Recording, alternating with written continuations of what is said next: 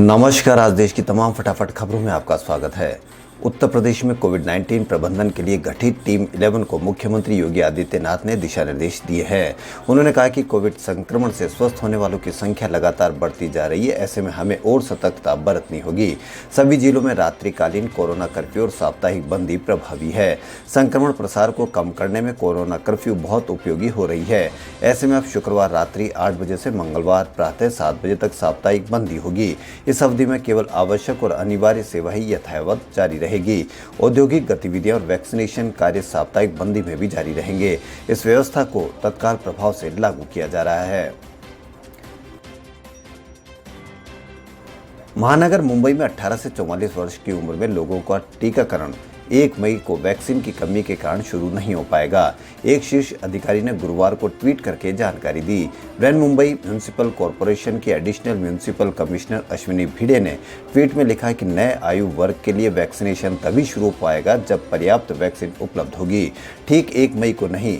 उन्होंने कहा कि सीनियर सिटीजन्स को इस बात की चिंता करने की जरूरत नहीं है कि वह सभी वयस्कों के लिए टीकाकरण का नया चरण शुरू होने पर टीका लगवाने से वंचित रह जाएंगे। देश के 10 बड़े श्रमिक संगठनों ने गुरुवार को प्रधानमंत्री नरेंद्र मोदी को चिट्ठी लिखकर देश में टीकाकरण की प्रक्रिया को मुफ्त करने की मांग की है। इन 10 श्रमिक संगठनों ने पीएम मोदी से मांग की है कि देश के सभी वर्करों समेत सभी नागरिकों का टीकाकरण मुफ्त में किया जाए और इसकी पहल भारत सरकार शुरू करे। श्रमिक संगठनों ने प्रधानमंत्री को 11 पॉइंट का चार्टर और डिमांड भी भेजा है, जिसमें लॉकडाउन और नाइट कर्फ्यू के दौरान किसी भी वर्कर की सैलरी ना काटी जाए और उन्हें उनके घर से ना निकाला जाए, जैसे आदेश जारी करने की मांग की गई है। संगठनों के अनुसार इसके लिए भारत सरकार जरूरी आदेश जारी करे। उन्होंने बताया कि 1 मई को मजदूर दिवस के दिन सभी 10 श्रमिक संगठनों से जुड़े मजदूर और नेता अपनी मांगों को लेकर कोविड प्रोटोकॉल के साथ देश भर में प्रदर्शन करेंगे। देश भर में कोरोना वायरस के चलते हालात बेकाबू है। कोरोना संक्रमितों की संख्या में तेजी से बढ़ोतरी हो रही है। अस्पतालों में बेड और दवाइयों की कमी से मरीज जूझ रहे हैं, तो वहीं ऑक्सीजन की किल्लत से कई कोरोना मरीज दम तोड़ चुके हैं। कोरोना की बिगड़ती स्थिति को देखते हुए केंद्र सरकार ने अब हल्के और बिना लक्षण वाले कोरोना के मरीजों के लिए होम आइसोलेशन को लेकर नई गाइडलाइन जारी की है। कोविड महामारी के बीच दिल्ली में गहराते ऑक्सीजन संकट को लेकर दिल्ली हाईकोर्ट ने केंद्र सरकार से पूछा है कि आखिर दिल्ली की 480-90 मैट्रिक टन ही क्यों किया गया, जबकि मांग 700 मैट्रिक टन से ज्यादा की है। उन्होंने इसके लिए कल तक का समय दिया है। साथ ही हाईकोर्ट ने यह भी पूछा कि मध्य प्रदेश और महाराष्ट्र को मांग से ज्यादा आवंटन क्यों किया जा रहा है। एमिक्स क्यूरी और दिल्ली सरकार ने बताया था कि महाराष्ट्र की 1500 एमटी टन मांग थी, उसके 1661 एमटी टन दी जा रही है, जबकि एमपी को 445 एमटी टन ऑक्सीजन देनी थी, उसको 540 एमटी दी जा रही है। वहीं केंद्र ने कहा कि दिल्ली के पास 480 एमटी ऑक्सीजन लेने के लिए भी टैंकर नहीं है। ब्रिटेन ने कहा कि वो कोविड-19 के खिलाफ भारत की जंग में और महत्वपूर्ण ऑक्सीजन उपकरण भारत भेजेगा, जिसमें तथाकथित ऑक्सीजन कारखाने भी शामिल है, जो प्रति मिनट उच्च स्तर पर ऑक्सीजन के उत्पादन में सक्षम है। उत्तरी आयरलैंड में अतिरिक्त भंडार से 3 ऑक्सीजन उत्पादन इकाइयां भेजी जाएगी, जिनमें से प्रत्येक प्रति मिनट 500 लीटर ऑक्सीजन के उत्पादन में सक्षम है, जो एक बार में 50 लोगों के इस्तेमाल के लिए पर्याप्त है।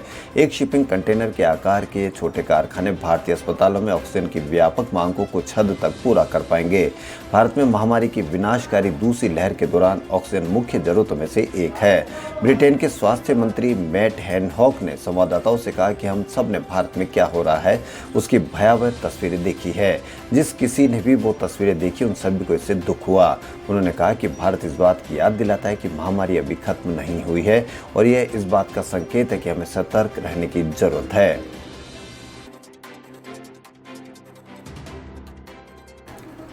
चीन ने बुधवार को जानकारी दी कि उसके मेडिकल सप्लायर्स भारत द्वारा दिए जा रहे 25,000 ऑक्सीजन कंसंट्रेटर के ऑर्डर को पूरा करने के लिए दिन रात काम कर रहे हैं। बता दें कि कोरोना संक्रमण की दूसरी लहर में भारत के अस्पतालों में बेड के अलावा जरूरी दवाएं, ऑक्सीजन का संकट उभर कर सामने आया है। भारत में चीन के राजदूत सन वेइदोंग ने ट्विटर के माध्यम से बताया कि भारत से मिले 25,000 ऑक्सीजन कंसंट्रेटर के ऑर्डर के बाद चीन के मेडिकल सप्लायर्स इन दिनों ओवर टाइम कर रहे हैं। इन मेडिकल सुविधाओं को पहुंचाने के लिए कार्गो जहाजों को तैयार किया जा रहा है। साथ ही सप्लाई को सुविधाजनक बनाने के लिए चीन सीमा शुल्क की प्रक्रिया को भी सुविधाजनक बना रहा है।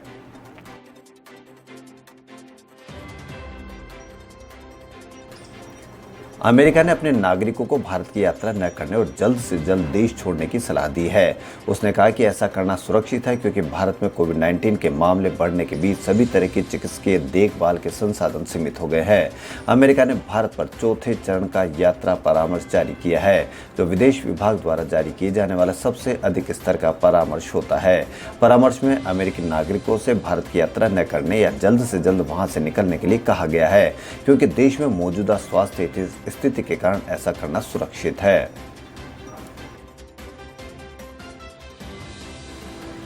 केंद्र सरकार ने गुरुवार को कहा कि वॉल स्ट्रीट जर्नल की रिपोर्ट में आरोप लगाया गया था कि हैशटैग रिजाइन मोदी को ब्लॉक करना सार्वजनिक असंतोष पर अंकुश लगाने की कोशिश थी।